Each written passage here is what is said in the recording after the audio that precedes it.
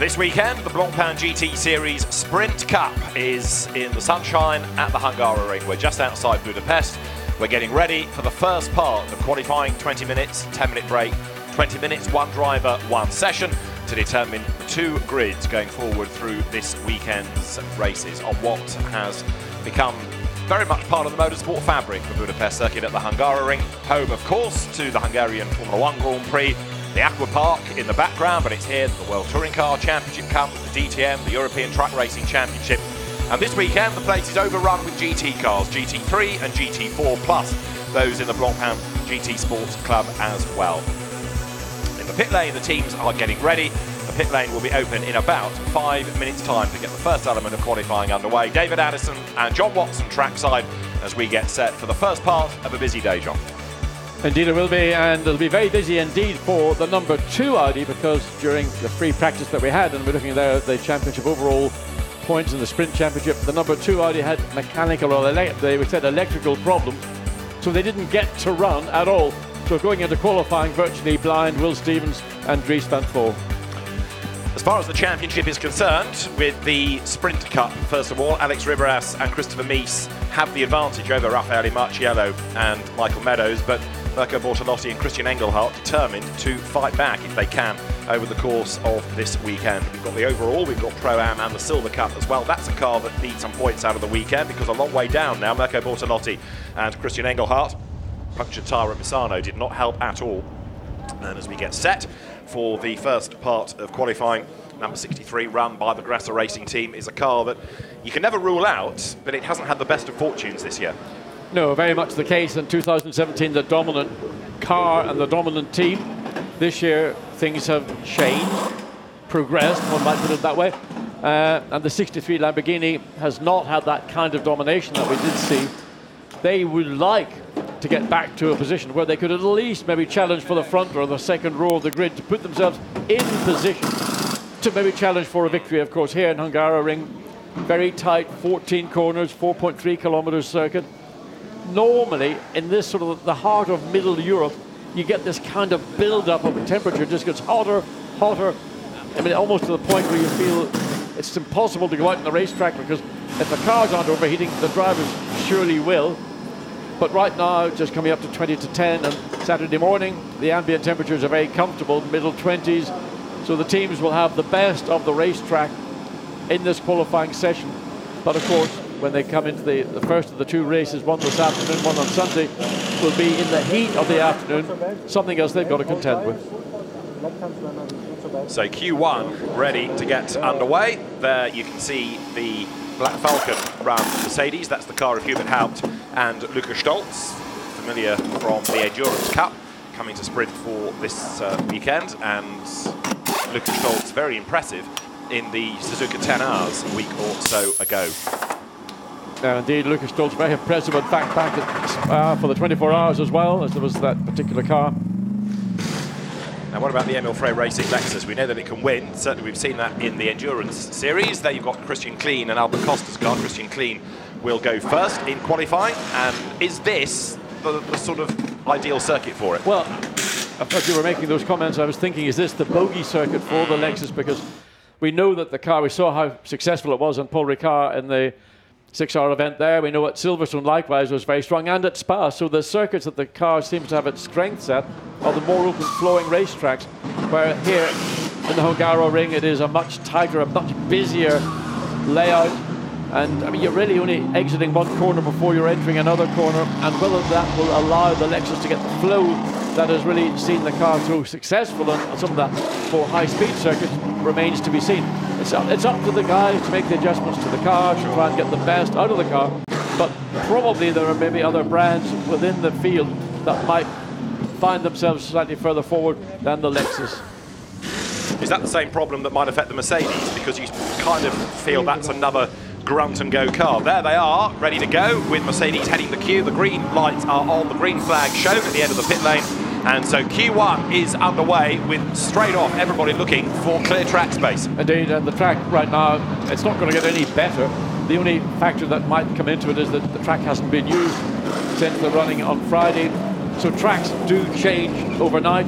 So it'll maybe take a 2 or 3 lap run for everybody to get the best out of their car. But of course, what they want to avoid is if any of these cars, driver combinations, are going out on the track on a new set of tyres, they may be slightly wary of using the tyre at a point when the racetrack is quite au point. But you made a comment there just a few moments ago, and refresh me what it was.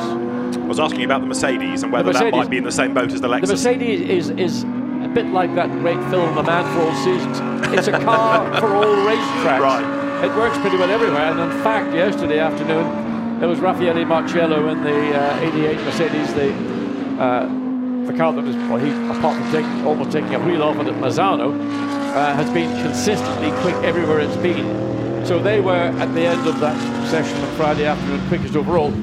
Probably meaningless as we look at the number 2 car. This is the car that didn't get any running whatsoever, compounded by the fact that Will Stevens, who is driving with Dries van Thor in that car, has been involved in some LMP2 events.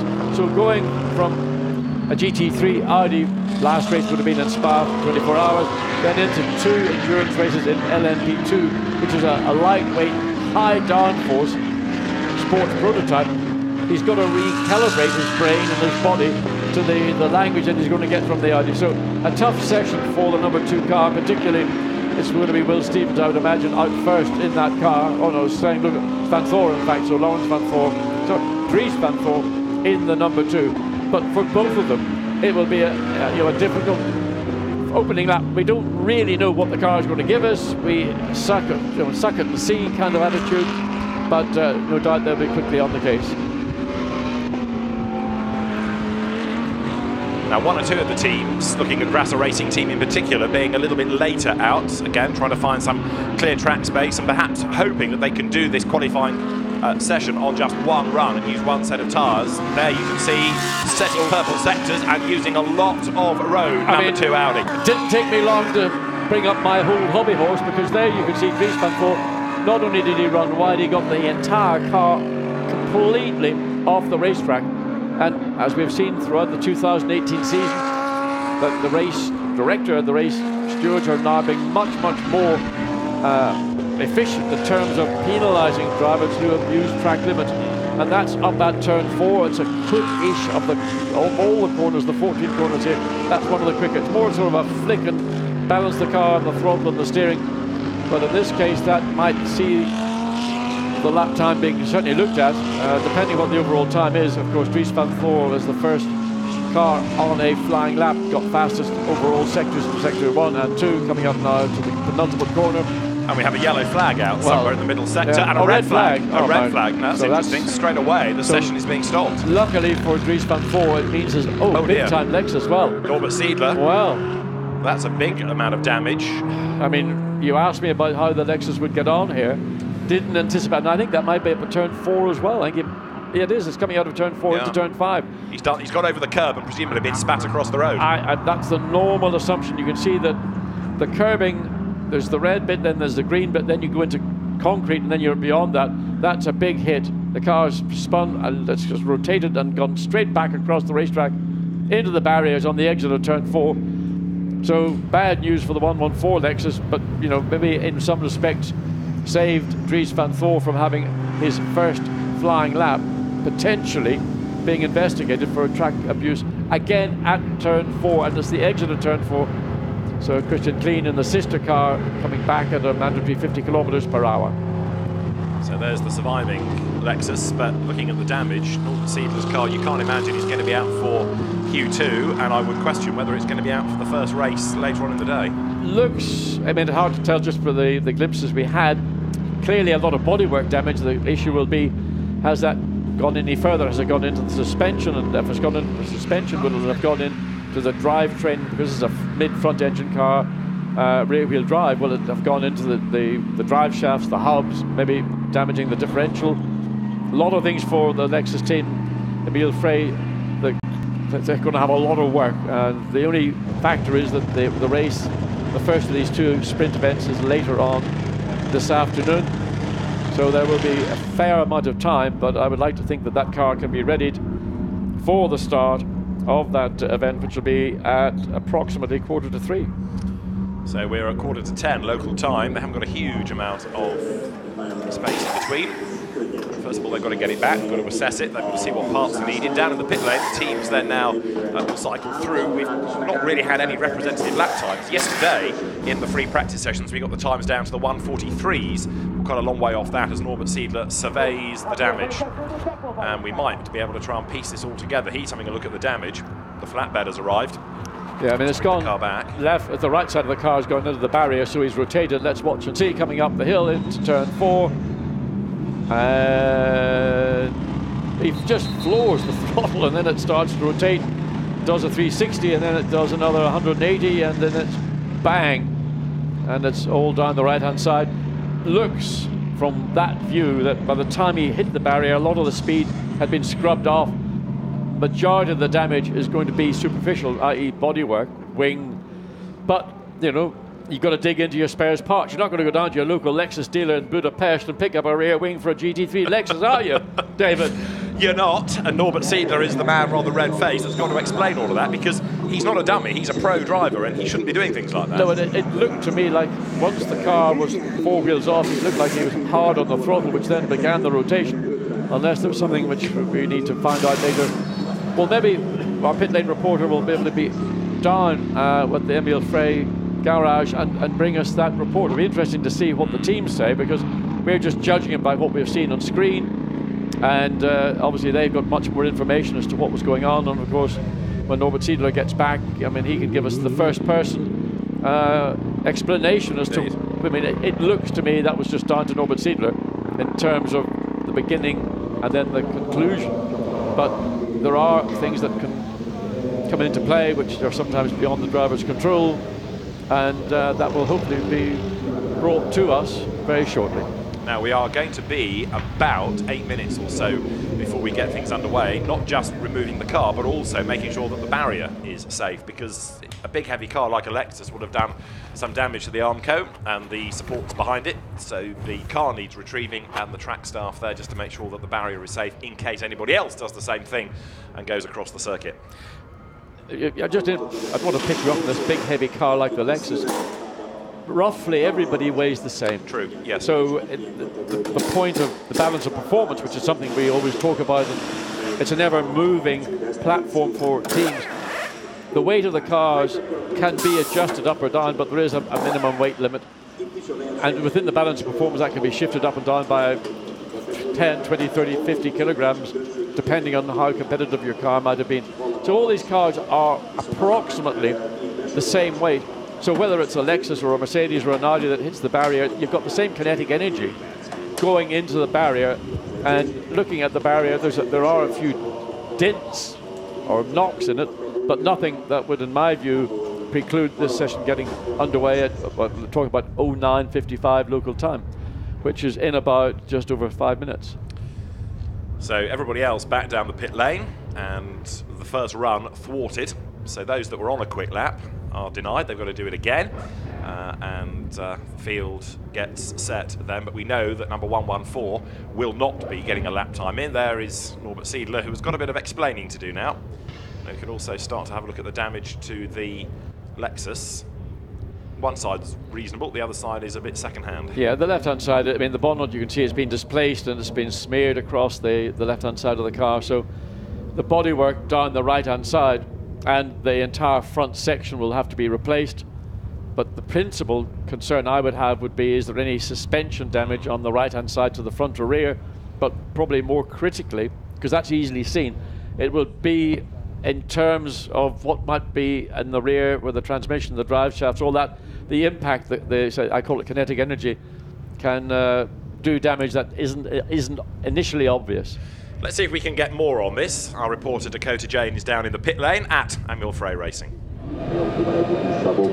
Lorenz, what happened there? Norbert looked like he hit the curb a little bit too hastily. Yeah, absolutely. We only see it as well from the TV positioning, what we have so far, and he commented quick, yeah, that he hit the curb outside, so we have to see that we bring back the car as fast as possible. Luckily, we didn't have a hard crash, but I think it touched a bit at the rear right, so we hope the mechanics get the car as soon as possible to hopefully be be back at the track as soon. For sure, for qualifying it will be really difficult. Now we focus on car 1.4 and hope that the car 1.14 will be ready soon for the next or for the first race. Let's see how it goes. Thank you. So Lawrence Frey, former racer himself in the very early days of Blancpain in the GT4 class, and that was part of the endurance races. He raced in that, now concentrating on running the team. Let's just have another look at this, John. Just watch the right rear start, see the smoke. Now, that to me was counting me in, or throttle, caused wheel spin, which caused the car to then rotate. Now these cars also have got traction control, and you can dial in as little or as much traction control, and I wonder whether the Lexus, once the throttle was opened again, the traction control was either not dialed in at all or there was a problem with that. So the team will see all this, they can analyze it just by eyeballing it, but they've also got all the information on a myriad of computers, so they can download precisely what was the reason. But you can certainly see a lot of blue smoke emanating from that right rear even before the car's out of control, and that's not a normal circumstance, not normal situation. In my view, I would expect to see a car running wide over the curb as we just watched.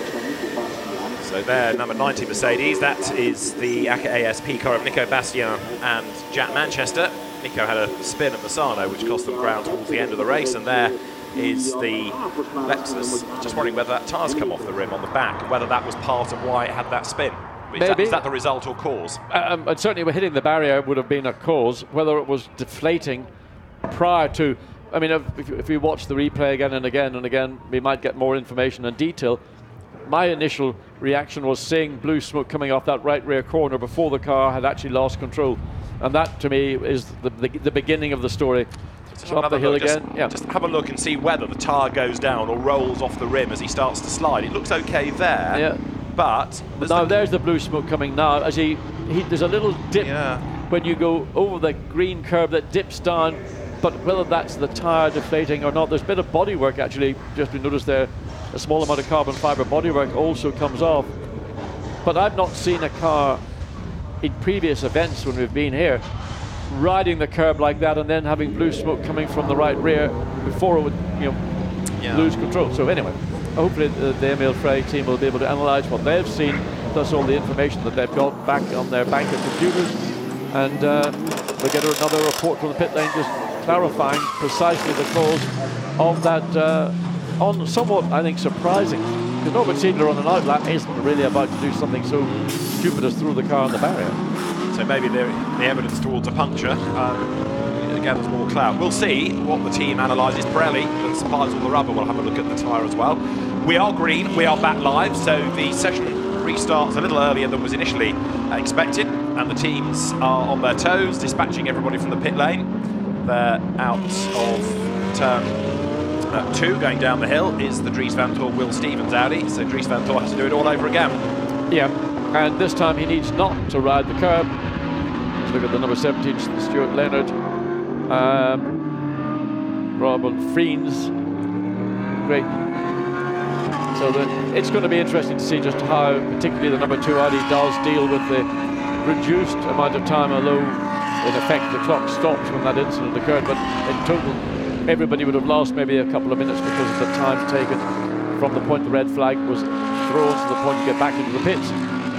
Again, if you'd gone out on your freshest set of rubber or even a new set of rubber, will you have taken, even on that outlap at the part of the flying lap you were on, taken the best of the time? I mean, this is always an issue for people. It's so critical when the tyre is at its freshest. That's when you want to maximise your potential. So everybody more or less in the same situation as we look at Ezekiel Compact Perez and the number 19 Lamborghini just wandering around a little bit, trying to build a bit of temperature into the tyres, slows down coming through turn 13 just to give himself some track space as he gone into the final turn 14. So Ezekiel Perez Compact number 19 then goes for a time. We haven't really got a lap time out of anybody yet because we'd had precious little running before that red flag flew. So it's going to be the next lap really where we start to see times, the first proper flying lap of what has effectively become really now a 16-minute qualifying session for Q1 with that red flag. So there is Compact through turn 1. This is the car that he shares with Andrea Caldarelli. He will be behind the wheel for the second element of qualifying. He's the quicker of the two, but Ezequiel Perez compact gets faster and faster all the time, and the more experienced he gets, the more seat time he gets in the car, the better he becomes. Yes, I mean, I think from 1 and a half years ago, when he really was first time in this Lamborghini, the Grasser Racing Lamborghini Gallardo, Huracan, not the Gallardo, the Huracan, I've seen significant progress from his overall ability, but just driving particularly when he's under pressure. So in a year and a half, there's been substantial, significant improvement for this young Argentinian driver. Andrea Caldarelli, as we mentioned, David, that more experienced overall, probably quicker, consistently quicker overall as well. But interestingly, the fastest first sector time, can't believe it, is my namesake in the BMW. I was just looking at that. Andrew Watson is the man that has done thus far the absolute best in Sector 1. Very wide in the background there. Look, goes Hubert Haupt in the blue Black Falcon Mercedes as Perez compact. We're focusing on rides and curve now as he comes down towards the end of the lap, heading towards, if you like, this stadium section out of turn 12. Then the road starts to climb here through 13 up towards 14, round the back of the paddock. Another hairpin to bring him onto the pit straight. Now, what sort of a lap time is this going to be? Anything in the 43s is really good compared to yesterday. It's going to be a 44, 45, I would say, just judging by the 44.6. Fastest overall in the final sector, but it's all irrelevant because the best time we saw yesterday was a 1:43.3. As Andrea Caldarelli, who looks on at Ezequiel. There's now Dries van Voor actually, who's gone quickest of all on a 1:44.0. That's the first flying lap that car has had in effect so far this weekend. So Nicolas Jamin in the Mercedes 87, second quickest by just over a tenth of a second. Andrew Watson, who had been fastest overall in that first sector, is currently in fourth place. So the BMW, which again, a bit like the Lexus, tricks you into thinking it's a big car, although physically it looks long. It always looks, to my eyes, more of a touring car than a GT car, but we know it's a competitive car. The Valkenhorst squad having won at Spa, and Andrew Watson, who races McLarens in endurance and BMWs in sprint, graduate of Ginetta Racing, is a very rapid peddler indeed. He'll be the real gun in that car. 12 minutes of the session to go. Van Toor was quickest. Michael Meadows now goes to the top of the time for 1:43.985, and we are having Kenny Hubble warned about track limit abuse in number 751, the Sun Energy One Racing Mercedes. So the track limits, as perhaps feared, becoming a concern already. Yeah, that's the 88 Mercedes, Michael Meadows. That's the car that was driven by Raffaele Marcello yesterday that was quickest overall with a 1:43.3. So Michael Meadows currently just 0.6 of a second away from the time. A lot of cars running very, very wide coming out of the exit of turn 11. And I wonder how long it will be. We've seen this, the 751, the Sun Energy Mercedes, co-driven by Tristan Vautier. Did Tristan Vautier win in Suzuka? Correct, yes. At the weekend, the 10 hours of Suzuka. Yeah. So anyway, still 19. So it's the 19 now that's gone quickest overall. The Grasser Racing, Ezequiel, it's Pereira, compact. It says Pereira, Frank Pereira behind the wheel. I'm not sure. We thought it was Ezequiel Perez compact. Now the 66. Now the number 87. I mean, it's literally changing by the cars coming across the start-finish line. So the 87 Mercedes has gone quickest to 1:43.897. Yeah, I think that short code in the Lamborghini, the PER, is the abbreviation of the Perez bit of Perez compact. Not Frank Pereira. Yeah. So Ezequiel Perez compact has done now the absolute best in the first sector. Nico Bastian has gone quicker than anybody though in number 90 Mercedes, 1:43.498. Here is 88, which is fifth. It is Michael Meadows, who has done two personal bests. Double Carrera Cup GB champion goes second on a 1:43.817. He's 3 tenths back from Nico Bastian. So right now you've got Mercedes 1, 2, 3. But this car, the 19 car, Ezequiel Perez compact behind the wheel, who's got fastest overall time in the first sector, waiting to see what he's going to deliver up in the second sector. Should be coming up in timing and scoring shortly. Well, 38.086. It's down on Michael Meadows, for example, by 2 tenths of a second. So it's unlikely that this time from Ezequiel Perez compact is going to challenge Nico Bastian, who's currently quickest. Mercedes second quickest with Michael Meadows' time. Maybe get into the top 3, but it's coming into the pit lane, so he's bailed. Yeah, he had a slow middle sector, didn't he? He's aborted the lap. So Bastian, Meadows, Jamin, 1, 2, 3 for Mercedes. Audi fourth with Steins Rochhorst. 5th, Lamborghini. This car is Ezequiel Perez Compact. And 6th is 63 Lamborghini of Christian Engelhardt. Right, there's Dries van Toor, who is 7th quickest, and he's good to go on a 2nd run here. So he'll be well worth watching now. Dries van Toor blasts out of the pit lane. There's the sister car to the 114, which you saw in the barriers at turn 4, and running very much more slow. Christian Klein behind the wheel, and whether he's coming in this lap or whether he's trying to maybe give the tyre a little bit of a break and then have another go. Currently that car is in 8th place on a 1:44.4, which is about a second away from the current quickest lap by Nico Bastien in the 90 Mercedes. Yeah, you get the feeling there's more to come from this. Maybe the team just a little bit wrong-footed with that accident to the sister car, but now having to concentrate on this as you ride on board. This is coming up towards the completion of a lap. See the pit in on the far side. And the Lexus on what looks like a modest lap here, coming now up towards the completion. Perhaps it's the next one for Christian Klein that's going to be the gun. Yeah, the lap he just concluded was he was just driving around, preparing for a lap, looking partly for a clear track, maybe having done a couple of laps on the tyre to give the tyre a bit of breathing space to try and maybe recover. So he tucks the car, the nose into turn 1, gets a good exit, clean exit, able to get on the power early, then through the curve that really isn't a corner, then hard on the brakes into this downhill off camber. Tricky corner, goes on and on and on, hugs the inside to give himself then the best opportunity to straight line going through turn 3, using a little bit of the curve on the outside. That's perfectly acceptable. Up the hill, I wonder what's going to happen to Christian Klein as the camera freezes and we go through. Well, he runs the curve, but this time for the 14 Lexus, no problem whatsoever. But doesn't really look to me like this out and out raw pace currently coming from the 14 Lexus on this lap either. It's 8th fastest, but the first sector is slower than he has done hitherto. So again, it's a bit sort of average this lap, with all due deference to the ex-Grand Prix racer. The car, you're right, it just doesn't look that quick, it doesn't sound that quick, there isn't the same energy in it, but now maybe towards the end of that he's picking up the pace. Yeah, you can see that the body roll as the car came through turns 9, 10 into 11, then hard on the brakes down into this 90-degree right-hander at turn 12. Again, it's being economical on the exit to give yourself the best opportunity to shoot down into then another almost 180-degree left hand up the hill, and there's a bump just, maybe they got that smoothed out. There was a nasty bump in previous years coming into the final turn. Looks fine on the exit, but what's the pace? I just don't know with the pace on this lap. 1:44.5, so clearly over a second slower than the overall best. But interestingly, a personal best in the last sector. So Klein, I think now, is picking up his own pace. This next lap could be worth watching.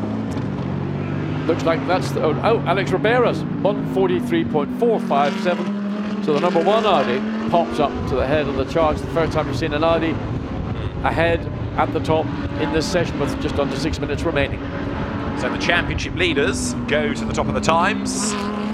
In the meantime, what is Christian Klein up to within the sectors? We'll get the first sector through, and it's a personal best.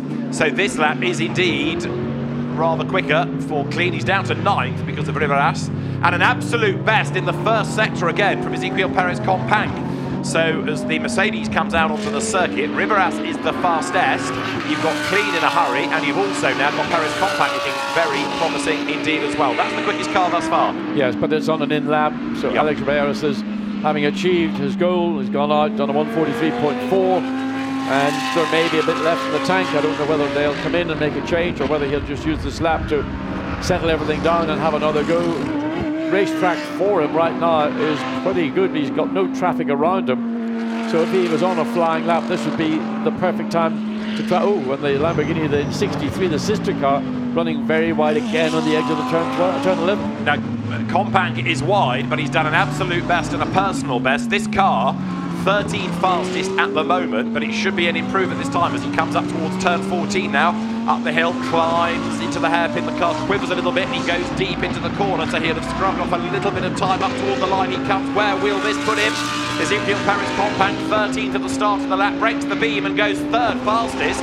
A 1:43.636, good effort. Good effort, but could have done better. Indeed. Because there were a couple of points in that last sector where it looked like he was just a little bit too aggressive coming into turn 12 and then 13, particularly 13, and then in the middle of 14, the car didn't look as stable on the entry, looking into the Grasso Racing pits, and amongst those standing in the background is the father of Lois Hazemans. Now there's Peter Skotthorst, who is driving 55 Audi, and he is only 13 fastest, so this is a car that needs to get a little bit of a wriggle on. It's the Attempto Racing car. Brother Stein Skotthorst, of course, winner at Zolder in race 2. So with the Lumirang showing on the screen that he is 13th at the times, the Audi chips on, and this should be an improvement as well, John. 2 personal bests. Indeed. So they're currently in 13th place, so you'd like to think. And Andrew Watson, just as we speak, in the 37 BMW, it's popped up into the top 10 and 8th place. Good showing this weekend. Normally, the BMW has not been at its greatest strength again, is very much like that of the Lexus or maybe the Mercedes or other mid-front engine cars. Is on the higher speed, the flowing tracks, but a good effort indeed to be up to 8th quickest. Christian Engelhardt, he's now running just directly behind the sister car in 4th. And then Nico Bastian goes to the very top, 143.382, quicker again on his last lap, but he's only 75 thousandths ahead. We're talking narrow margins here, and right now the leading 13 are all covered by just under a second, which underlines around a 4.3 kilometre long circuit how competitive this championship is. So coming up to the conclusion, the 87, they've got Nicolas Jamin in currently 6th position, personal best, 1st and 2nd sector. Looked like a reasonably good entry into turn 13. Again, that sort of almost, we saw with Perez compact in the Lamborghini, seeing it now with Jamin in the Mercedes, almost overrunning the entry to the corner and having to get out of it. Goes 3rd quickest, good run, personal best in all 3 sectors. So Mercedes, Audi, Mercedes, Lamborghini, Mercedes, Lamborghini is the top 6, and just up to 7th, Audi. Simon Gachet, who has been very impressive this season in both endurance and sprint, he was 7th, but that's now changed because into the top 6 has gone 35, the SMP Racing Mercedes, and that, for the first part of qualifying, has Vladimir Aptuev behind the wheel. 66, Audi's got Schoenhorst, or Stein Schoenhorst, I should say, a little bit tail loose around the middle part of the sector. And have a look at Bastian's next lap, because he's, although down in sector 1, just done another absolute best in the middle. 37.4 for that 2nd sector. And he improves again. Last lap, 143.1, that's the quickest lap we've seen all weekend. So fastest overall 2nd sector, personal best, 3rd. Nothing dramatically slow in the 1st sector, but all combined, overall quickest with what, just over a minute to go. And Nico Jamin up to 3rd, Michael Meadows is up to 4th, and Christian Engelhardt, even though he did a better lap time, has now been overhauled by others. Getting a replay here of the Audi. That's the 66, yeah. Oh, that's what I'd seen. Just caught the very end of it when he ran wide, kicked up. So that was the middle sector. Steen Schoenhorst just getting it. That was the result of getting it wrong in the middle part of the corner. He just had to make the best of the exit he could. Right, there's Nico Jamin, who will get one more lap out of this, because we've got 37 seconds on the clock, less than a lap time left in the session, and Nico Bastian has done an absolute best in the 1st sector. So the number 90 Mercedes, Nico Bastian, making amends for that spin late race at Misano last time out. He is going exceptionally well. There he is. Can he go quicker than a 43.1? Could we get into the high 142s? Well, no, he's down in the middle sector this time. He's lost 2/10 in the mid sector. Yeah, 2/10 doesn't seem an awful lot of time to lose, but in the scheme of things, it's an awful lot of time. But currently, still overall quickest by just over 1/10 of a second. And as we said at the beginning of the session, the Mercedes is a car for all circuits, and certainly proving to be the case so far in qualifying. Fastest and 2nd quickest are 2 Mercedes. Let's see, coming across the line, can he improve? No, he doesn't. He's 2/10 down. He never regained the time lost in that middle sector. Checkered flag is out. So Nico Bastian with a 143.198 tops the times. Very good effort that in the Mercedes. Nico Jamin up to 2nd fastest, and then Alex Riveras 3rd in number 1 Audi. Oh. Very, very, very wide. There goes Compact. 6th quickest, doesn't improve. A lot of this track abuse thing, some of the reason why you're not seeing it maybe being flagged up as regularly as we do in other circuits is the fact that if you go that far off the racetrack, you actually end up going slower in your lap. You don't make time. There are other places and other racetracks where you do make up time, but maybe here in the Hungaroring, it's one of the racetracks where by going way off racetrack, getting all 4 wheels completely off the black stuff, actually penalises you rather than benefits you. Now what about number 14, Lexus? Only 13th. Christian Klein's session has never really gelled, has it? It's been a bit of a practice or a qualifying of bits, parts of the racetrack, never stringing together all 3 sectors. This looks a good final sector for Christian Klein.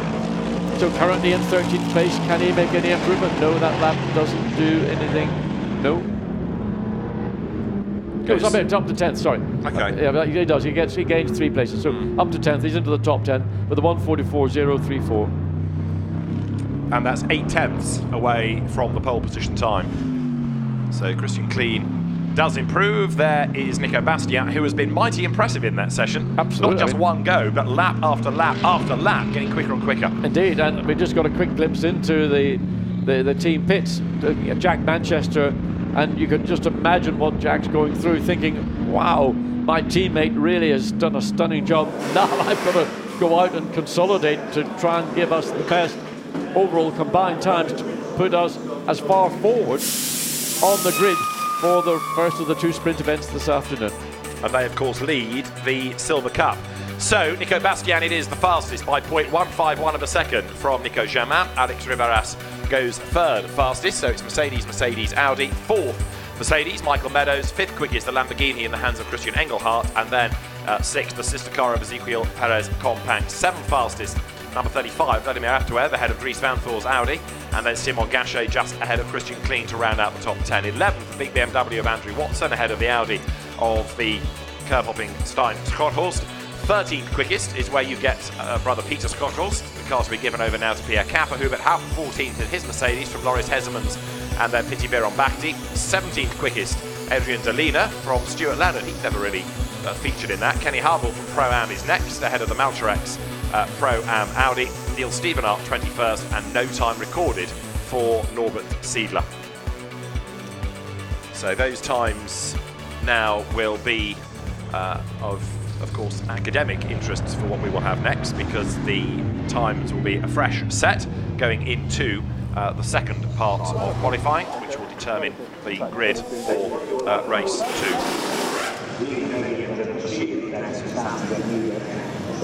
So that is how the bonnet on the Lexus should look when it hasn't been rubbed down the barrier on the exit of turn 4, while the sister car is on the other side of the garage, one would assume. Having, well, I can't even see it in there. Maybe it hasn't been returned yet to the team, which would be a disappointment. Yeah, it's hard to. It's so dark once you go out of the bright pit lane into the darkness of a garage. But I can't certainly see the sister car. So Christian Klein up to 10th place, but it never, as I said just a few moments ago, never really felt, and you saw this also, David, that the Lexus and the 4.3 kilometers of the Hungaroring had married together in a way where you could really, really exploit the potential that the Lexus has got. Agreed. Yesterday, if you take the free practice periods, those cars, again, certainly in the second session towards the end of the day, 13th was the number 14 entry, and 114 also was struggling for pace yesterday. Well, let's hear from Nico Bastian, because he has been a real gun this morning in the first qualifying session. He's with Dakota. Nico, well done. That was such a great run from you. 2 out of 3 sectors fastest. Happy with that? Yeah, a little bit unfortunate that it's not the 3rd sector as well. No, I'm kidding. No, I'm very pleased. I'm very happy for sure. It's my first pole in Blancpain GT in the Blancpain GT series, so I'm very happy for sure. And actually, it's very important. It's maybe one of the most important poles you can get this year, because you cannot overtake here. So when you have a clean start, it's already 80% of leading at least your stint. Then we see in the second stint what's going on with my teammate. But my job is done. I'm very happy, and I'm very grateful also because because I had a great car by ACA. Now this is Jack's first time on Hungaroring. Have you given a few pointers? Because clearly you're on point. Well, it's also the first time for me here, so I also have no idea really what I'm doing. But no, I like the track. I like the track. It fits to my driving, obviously, and for sure Jack is learning quite well, but he needs time for sure. He's 19 years old, and he has not so much experience from slower categories, so he needs time. But everybody gives him time, and so it should be okay for him. And now we see what he can do in qualifying. That's what I was just about to ask you. What about Q2? Nervous? I'm not nervous. I hope just that he can show a great performance, and now we take what we get, and for sure it's his learning year. So even when he is doing mistakes, I'm not sad with him. Thank you. So Nico Bastian racing here for the first time. A mighty impressive effort, that, isn't it? Indeed. I mean, I'm surprised he hasn't raced here because he races in a whole variety of categories over a number of years. You'd have assumed with the amount of racing that does take place at the Hungaroring that he would have had experience of the circuit, but certainly coming here the first time other than running in the Friday practice sessions, he would have obviously got the chance to feel the circuit, but principally get the rhythm of the racetrack. And obviously the ACA ASP Mercedes very, very much dialed into the racetrack, but of course, as was asked of Nico Bastian, Jack Manchester, he's now having to follow the driver, his teammate, who's just recorded the fastest lap in the first part of qualifying, and that creates an additional kind of pressure. So what Jack's got to do is almost discount what the car has achieved and just focus on what he can do with the car, which we know is a really quick car, but the point is not to make any what I would call schoolboy errors and throw the car into the barrier. It's easily done, and you can do it because you generate and create that self-pressure, and that could be a downfall. So let's hope Jack has a cool head and he can just go out, do a number of laps, do the best he can, and we'll see what happens at the end of the session, where that number 90 Mercedes ends up on the grid. Christopher Hasse taking over from Simon Gachet in the Santalot car. There is 87. That's now going to be given over from Nico Jamin to Denis Bulatov. It went well, of course, the pair of them in Misano. 87 Mercedes then good to go as we get set for Q2. Second fastest, that car, in the first part of qualifying. Did a 1:43.349, a couple of tenths off Bastien. So the drivers now get set. The fast lane is open, and we are about a minute and a half or so away from getting the second qualifying session underway. And of course, these days it is two standalone sessions for races 1 and 2, not like the early days of the Sprint Cup where you had a qualifying race and then a main race. Now they're equally weighted and qualifying of equal importance. So Marcus Winkelhock undoubtedly performed better than we saw his teammate do, because obviously Marcus Winkelhock is legend, but so much experience and so much knowledge, having raced here so many times. So it'll be interesting to compare what Marcus Winkelhock does as he makes, what's that on? Page. We saw Page. He's scrolling through the onboard computer to get the information that he thinks is going to be beneficial, and just to check other aspects of what's available. So he's scrolling through. Let's have a little look and see. Low fuel pressure. Yeah. Tyre temperatures are there. Interesting, isn't it, then? Yeah. Here tells you the speed. And also tyre temperature too, which is very interesting. A lot of information available. How much of it a driver will use once he's running, and particularly at the qualifying, is another matter. Well, we are about to go, 25 seconds before the lights go green at the end of the pit lane. This is Q2. This will determine the grid for Sunday's race in the Blancpain GT Series Sprint Cup. The team's ready. Some cars released relatively early when the fast lane was open, so they get to the front of the queue. At the top end, pit in end, is Grasser Racing Team, which I suspect may well hang on to its cars and try and release them late and therefore get them into clear track space. I mean, now that if you're at the far end of the pit lane, which is where the Audi team, the WRT Audi team is located, you've got a pretty good chance to get out early, but of course you might choose just to hold back and be patient. So the number 2, the Dries van Voor Audi, the car that had so little running on Friday that be Will Stevens behind the wheel. Waiting to see the Audi of Christopher Hasse. So waiting for the instruction. as to lift the lollipop and then to go. At the Belgian Audi Club, Team WRT, they're doing the same thing, just biding their time before the car is released. And the engine is fired up. That's number 3, which has now got Ricardo Feller behind the wheel.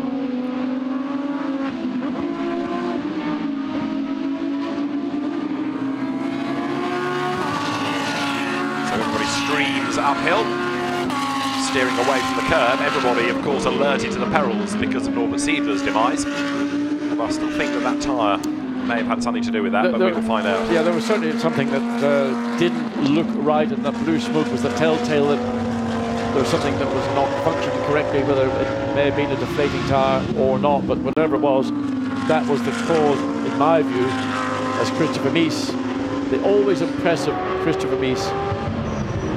Just gets on with it, doesn't he? There's no fuss, just gets on with it. Just a super guy, proper team player.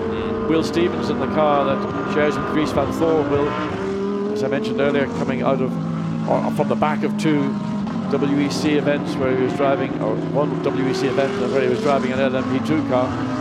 Totally different kind of body language from the car, the feel, the level of G-force, whatever, back now into the GT3. So that's Pierre Caffer, who is now in the Attempto number 55 Audi. He's taken that over from Peter Schrockholst. And Pierre Caffer, vastly experienced, single-seater racer, GT racer, DTM racer, sports car racer, you name it, he's been there. What can Pierre Caffer do in this 20 minutes to get the car up the order? Remember, the best time that we had in Q1 was a 1:43.198. That's what they're aiming for now. The track ought to be slightly better. The ambient temperature has not really risen, in the period since the first session concluded. So I would assume that this session, fundamentally, the quickest lap should be slightly quicker than the one we saw from Nico Bastian. So maybe we'll get somebody sneaking into the very high 1:42s. I mean, where'd you go down the list for your real star drivers in this? There are so many of them.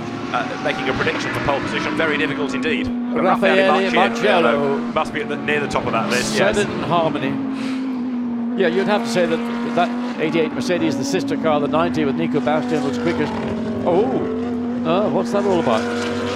Just not sort of Christopher Mies being slightly wayward, coming through turns 8 and 9, then up all the way through to turn 11 now, and they could very quickly get there, then hard on the brakes, down a few gears, fastest overall second sector, in spite of that little whoops that he had. So Christopher Mies then about to put in the book his first flying lap. We're getting absolute bests in sectors by Mercedes and by Audi. But now, let us see what Christopher Mies can do. He was quickest in the middle. He's now lost that best. You've also got going nicely Robin Fritz. As over the line goes Christopher Mies, and he does a 1:44.281. Will Stevens goes second on a 45.290. And to the very top goes number 66, Kelvin van der Linde's Audi, 1:44.279. So these are the first flying laps. As we look at the 6 Mercedes coming through, turns 5, 6. So Robin Friens has just now got a and Marciello, 1:42.7. There we go, the fastest car into the 42s. We sort of picked Marciello as being the potential pole sitter in that car. But his first sector time has been now eclipsed by Christopher Mies in the number 1 Audi. Marciello on his quickest lap up until about 10 seconds ago had purple in all 3 sectors. Now Christopher Mies is potentially a challenge to that time. We'll have to wait and see what his second and third sectors can deliver. And have a look at Albert Costa, who has gone third in number 14 Lexus. He's gone about 2/10 quicker than did Christian Klein in the first session. Carlo Van Dam in the Ferrari is now up to third on a 1:43.745. There's a lot of shuffling still going on here. Yeah, there's a lot of energy going on in this second flying lap for everybody. Personal best in second sector for the number 1 Audi, Christopher Mies. So he potentially could be a big threat to Raffaele Marciello. Certainly could put his Audi up into second place based on what we're seeing in the first and second sectors. Coming through turn 13. He's lost 4/10 in the middle sector. He's done a personal best, but it's about 4/10 down on what the absolute best is. So Christopher Mies should improve, but by how much, we'll have to wait and see. Marciello, Stolz, Fritz is the top 3. Mies goes through and goes third, a 1:43.409. That's 6/10 down on the top time. That's a bunch of time. That is an excellent lap from Raffaele Marcello. And again, a little bit deep into turn 1 at the end of pit straight as we look at the 17. Robin Frins. Yeah, Robin Frins comes across start-finish line, currently in 4th position, comes across the line, waiting to see any further improvement. No, 1:46.7, so that was not a lap, a flying lap of any consequence. Building now to have yet another go with 14 minutes of the session to go. Franck Pereira has had a lap time taken away for abuse of track limits at turns 6 and 7. That's the chicane at the top of the circuit. This is Lukas Stolz. He's second. He's done an absolute best in sector 1. He's a little bit down, but only by hundredths in sector 2. He is looking to make up 0.318 of a second to go fastest. So this needs to be an absolutely belting last sector as he comes into turn 13. The car a little bit sideways as he puts the power down. You've got to be a bit patient with the throttle there. He climbs up the hill into the last corner. This long right that loops you back onto the pit straight. Can he go onto provisional pole position? He's up the curve on the outside of the corner. Stolz will break the timing beam, and he does a 43.315. He lost out in the last sector. Goes slower. Yes, that was the time lost in the last sector indeed, as we look at the 19. See what can be done. Andrea Caldarelli, one would say quicker of the two drivers in the 19, but they, in effect, in terms of overall outright pace, the gap between Perez, Compact and Caldarelli, not an awful lot. Tristan Vautier in the 751 Mercedes up into 5th place. Again, a Pro-Am car leading that Pro-Am category from the 39 Ferrari of Carlo Van Dam. Now to the pit lane goes the Santalok Audi. So 26 comes in, that's the Martin Finkelhoff car. Shares with Neil Stevenart. Number 14 of Albert Costa is down to 8 for 43.757. So he's nearly a second away from the top time here, which is a very impressive Raffaele Marciello gun lap. But Costa will stay out for one more lap.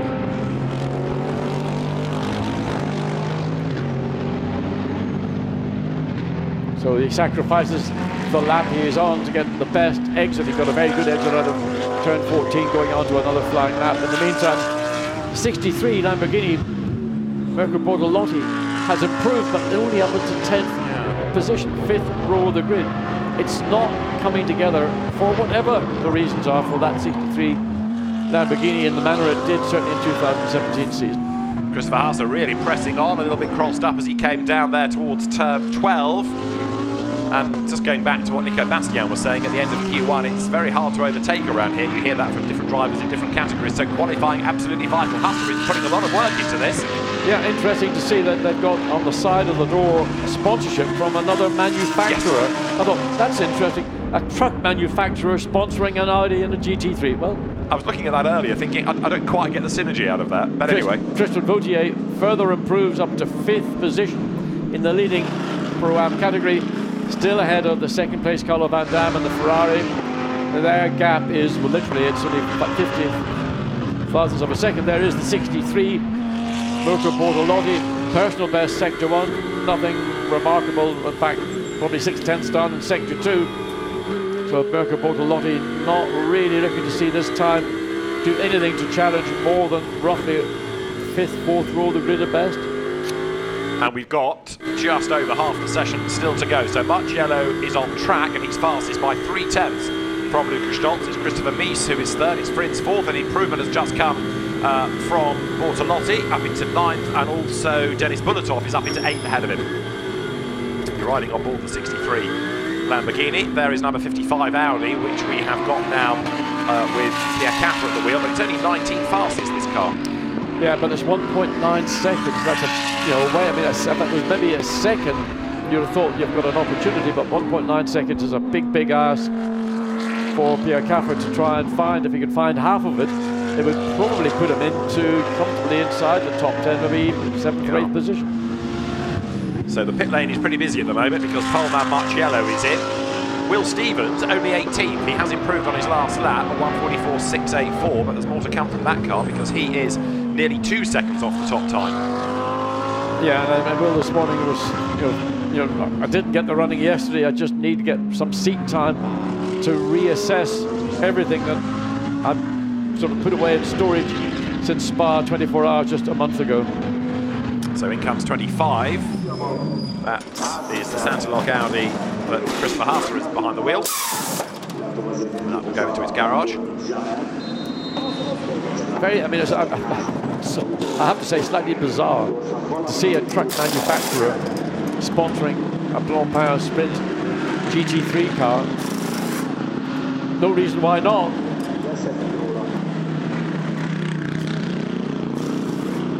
So Christopher Haase stays behind the wheel. Where is he? 7th fastest. It is Marciello and Stolz 1 and 2 for Mercedes. There is Marciello's car. 3rd is Audi Nice. 4th Audi Fritz. 5th Mercedes Vautier. 6th Ferrari Van Dam. 7th Audi Hasse. 8th Mercedes Bulatov. 9th Lamborghini Bortolotti. 10th Lexus Costa. And of course, only one in the session, Marcus Paltela, number 114, not getting into the session because of the damage incurred by Norbert Siedler in the very early part of Q1. A little bit of work at the rear of the 25, whether that's a rear roll bar adjustment or an adjustment of the shock absorber or whatever, maybe a ride height. Difficult to tell because of the enclosed bodywork on these GT3 cars. To see the precise adjustment that's being made, probably the simplest thing would be just a roll bar adjustment to either soften it off to give you a little bit better traction off some of these lower speed corners, or maybe a little bit more stiffness to try and avoid the roll that you will get at the rear of one of these cars. A lot of weight high up in a GT car compared to, let's say, a single-seater. So if you can control the roll, you might pick up a little bit more time. So there, awaiting his turn, Albert Costa at number 14, ready to go back out. The very, very rapid Spanish driver. He gets a new set of Pirellis to go on the car. 7.5 minutes to go then as the clock counts on down. Lovely when you get a brand new set of race tyres, these Pirellis, and it will be, depending on how the tyre responds here in Hungaroring, he might want to go pretty aggressive on his outlap, he might want to be a little bit more circumspect, but the point is he's got to make sure that when he comes through, looking at, wow, that is pretty impressive, watching the Mercedes Tristan Vautier just wringing the neck. Yeah, Vautier absolutely mighty committed. A week ago with that victory with Raffaele Marciello and Maro Engel in the Stuka 10 hours. This car was in that race. Kenny Harville shared with, amongst others, Lucas Stolz, but it's Vautier with Harville this weekend, and he runs very deep into 12. He just threw everything away there, just was too quick, couldn't get the car slowed down, and lost all the momentum, but particularly the drive off turn 12, and that will have a bearing on his final sector times. And the actual car was in Suzuka as well. And is on duty this weekend, Kenny Harville as well, racing in the sports club. Vautier goes 4th, a 1:43.491. There, number 19. Now this has got behind the wheel of it Andrea Caldarelli, who we know is a rapid driver. There's nothing quite like seeing Caldarelli flat out, is there? And he's 14th then as he comes up towards the timing line now. But his last lap was cancelled for track limit abuse. Well, he just made it up to 3rd place, so that lap has been cancelled. Lap 6 indeed. So Andrea Caldarelli will be very disappointed. But that's the penalty. That is the penalty. And, you know, a racing driver should always be flat out. That's what you're there to do. Michael Meadows watching on from the pit bunker you saw a moment ago, watching this car, his car, which is the Raffaele Marciello Mercedes, this different livery that we saw for Spa and onwards for the rest of the championship season. But I think Raffaele has bailed on this lap, hasn't he, with just over 5 minutes still to go. He certainly, this lap is not a flying lap that he's going to put in the record book, and now I'm prepared. It's very important on this final turn, turn 14, to get the drive off the exit, to give you the maximum straight line speed potential down into turn 1, whereas at the end of a flying lap you tend to be slightly more aggressive, and maybe you can't get the car tucked in quite the way he would have done as he started this flying lap. But again, down in turn 1, the danger is you overrun into the corner and you're having to wait for the car to get the bite, the grip, particularly at the front, before you can open the throttle. And that looked to me like Raffaele Marciello was a little bit too aggressive on the entry into turn 1. Wait and see, first sector time should be coming up pretty soon as we see into turn 4, and then hard on the brakes. Just, you know, trying to get the front of the car to turn in. So that sector time, 36.7 first sector. 36.6 is the quickest overall. It was within a tenth of a second, but it didn't look anywhere near as quick as the purple time that we've seen in that sector so far. Big bite of curb taken as well through turns 6 and 7, aka the chicane. He's coming up towards the end of the middle sector on the exit here of turn 11, as that's straight down the hill towards turn 12. And look at that, an absolute best. So a little bit down in the first sector, but Raffaele Marchiello gets it nicely through 12, uses a little bit of the run-up, but there's traffic ahead of him as well. Yeah, don't think it's going to come into play for the Italian. Again, pretty good through that turn 13. Then watch here, now can he get the nose of the car in? He can't get it in quite the same way, but it's the exit here where he gets the car making a late apex, gets a good strong drive. 142.7 was his previous best, 142.802, so within, you know, hundredths of a second of matching his previous best, which is still currently with just over 3 minutes remaining provisional pole. If we go back to the number one, Christopher Mies, never ever to be underestimated. It's the Lamborghini behind, way wide, coming through turn 11. Personal best, first and second sector. Yeah, Christopher Mies chipping away. Now he's got to find 0.212 of a second to go second and split the Mercedes of Marchiello and Stolz, and he also might have a bit of traffic up the road. He'll get another lap, maybe even 2 more laps out of this. Here is Mies into turn 14. Traffic was kind to Christopher Mies, but nonetheless it's always a distraction not knowing whether that will be the case or not. Mies comes across start-finish line and remains 4th quickest. Maybe that fraction of seconds or so lost in the last couple of corners contributed. I think he's lost out, hasn't he? Because Carlo Van Dam is up to 3rd. He's found some time, so although Mies went quicker, he was mugged by the Ferrari, so he's down to 4th. Now Marchiello, absolute best in the first sector. 88, Raffaele Marchiello could go quicker again. As you look at Marcus Winkelhock heading up towards the end of the lap, this is a car that's quite a long way down in the times, really. 14th, but it's Marchiello who is the man to watch now. He's down in the middle sector. Yeah, that was just a poor entry into the final corner, just having to balance the car on the steering and getting back on the throttle. So goes 14th, that's an improvement. Marchiello in traffic. I think this lap has been thwarted. Bortolotti's up to 2nd. Marchiello gets through on the inside of the BMW then, goes by, but is he going to be an improver? It's a 42.7 he's got to try to beat, and it's a 42.688.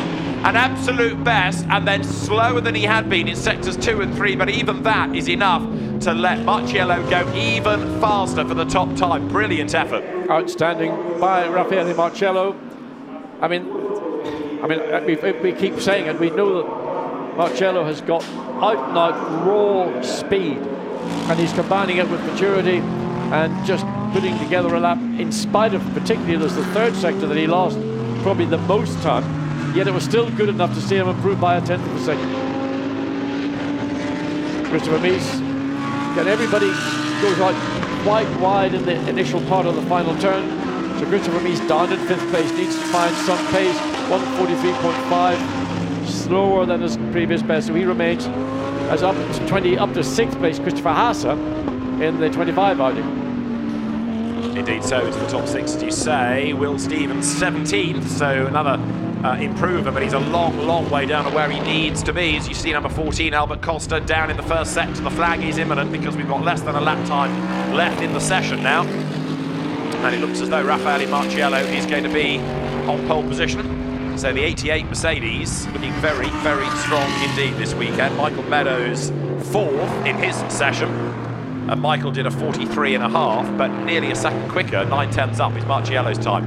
Dennis Bolotov in the 87 Mercedes, personal best first sector, running behind the 14 Lexus there. You just see it ahead. So Lexus, Albert Costa, nothing remarkable, still a good time, but nothing a personal best, nothing in the 2nd sector for the Lexus either. Bolotov 37.6 against the 37.0, which is the ultimate time, so 6/10 down in that one sector alone. So the 87 Mercedes currently in 8th position, might make a small improvement. Tristan Vautier is the car directly ahead of him. That's the Pro-Am 751 Mercedes. Slithered a little bit, didn't he, through 13 on the climb up the hill, out of that last corner, now up towards the timing line. Dennis Bolotov good in sector 1, down in sectors 2 and 3, takes the flag, but does go quicker. a 1:43.298. So a good effort, that. Yeah, and puts him ahead of Tristan Vautier, which, and I have to say, for Bulletov, that's a very, very good drive. Tristan Vautier is a full Pro-Am signed-up driver. Yeah. And to outperform Tristan Vautier here in qualifying in an identical car, good effort. And there, 1 or 2 heading into the pit lane. The Audi stationary, and I just wonder whether there was some silliness going on there. Was that Robin Fritz and 35 Mercedes? There you go. Have a look at this. Oh, the Audi comes storming in, overtakes the Mercedes at pit in, then stands on the brakes. What's all that about? Petulance, basically. Yeah. I mean, the difficulty is you be driving around this racetrack and have nobody around you, and all of a sudden at the critical point you find maybe more than one car, and maybe somebody who's not been fully signed up to using their mirrors, and therefore causes an issue, and that looks very much the case. Mirko Bortolotti, happy with his work, gets the car up into the second row of the grid, 3rd quickest overall. Let's look at the times at the end of Q2. The order topped by Raffaele Marciello. It's Mercedes 1-2 because Lukas Stolz 2nd. Lamborghini 3rd, Mirko Bortolotti. Ferrari 4th, Carlo Van Dam the best. Audi 5th, Christopher Mies ahead of the similar car from the Santalok team of Christopher Hassad. Mercedes 7th, Denis Bulletov ahead of Tristan Vautier's sister car. Then it is Albert Costa in the Lexus. Robin Fritz only 10th ahead of Franck Pereira and Alex Corneve completing the top dozen. Then, for 13th fastest, the Audi of Marcus Winkelhock ahead of Andrea Caldarelli, who flattered to deceive a little bit in that session. Kelvin van der Linde only 15th ahead of Ricardo Feller. Then Will Stevens 17th from Pierre Caffer. The BMW 19th of Luis Moraes. Then Christian Maltrek. Jack Manchester only 21st, frustratingly for him. And of course, Marcus Paltela did not get out in the damaged Lexus. So those are the times then at the end of Q2. And it is Raffaele Marciello who is on pole position for race 2. It'll be a very happy Raffaele Marciello for sure. He's with Dakota. Boys, congratulations. That was a mega qualifying. Raffaele, you were absolutely flying on track today. Yeah, the car was really good. Our Mercedes by Yaka was really good around here. It's a good start position for the race. Also, Michael did an amazing job. So, I mean, we can have a good race 1 and race 2 for the weekend. Now, Michael, you've already had success here in the Silver Cup last year. Could this be another successful weekend for you? I hope so. It started well. Like Raffaele said, the car's feeling good. I'm a little bit annoyed that I didn't put a lap together to give us a better position, but the car feels good, and he did an amazing lap to do that lap time. So in the race, if we're sensible and make mistakes, we should be okay. You'll have to go have a chat with Nico Bastian. But you had the 3rd sector at least. Congratulations, both of you. Thank you. Interesting, isn't it? The different attitudes there. Michael Meadows 4th on the grid, which is respectable, but clearly very frustrated that his lap time was no better. Well, whether your teammate is in another car, as you would have in a single-seater championship, or you're sharing a car, you always want to be the quicker of the two. And Michael Meadows, who is very, very much more the quieter in a sense of expression of the two drivers, Raffaele being Italian, much more Italian in the way he explains things. So the disappointment clearly for Michael is I was slower than my teammate, and everybody can see that. And what can you do? But all you can do is get out and do your best when you get your chances in the car in the first of these 2 sprint rounds this afternoon. Indeed. Let's have a look at the highlights then of qualifying. Those 2 sessions with the teams all set to go for the first 20-minute segment. For some, it was not a very lengthy part of the day because we had drama almost from the off as far as the Lexus was concerned. Norbert Siedler having this moment possibly caused by a tyre going down. The team's still looking at that, but he spun across the road into the wall, did damage to the car, and that brought out the red flags. The car had to be retrieved, the barrier sorted, and when we got back underway, it was the number 1 Audi hustling on to try to get itself to the very top of the times. 1 or 2 using a lot of curb, and it was Nico Bastian who was the fastest come the end of the session. A really good run, bearing in mind as well that he's never raced here before. The teams then got set for Q2, which in terms of drama was perhaps calmer, but in terms of time was still very exciting indeed. And in the end, it was Raffaele Marciello who came through the fastest. It means that we have Mercedes on pole position for both races at Hungary this weekend.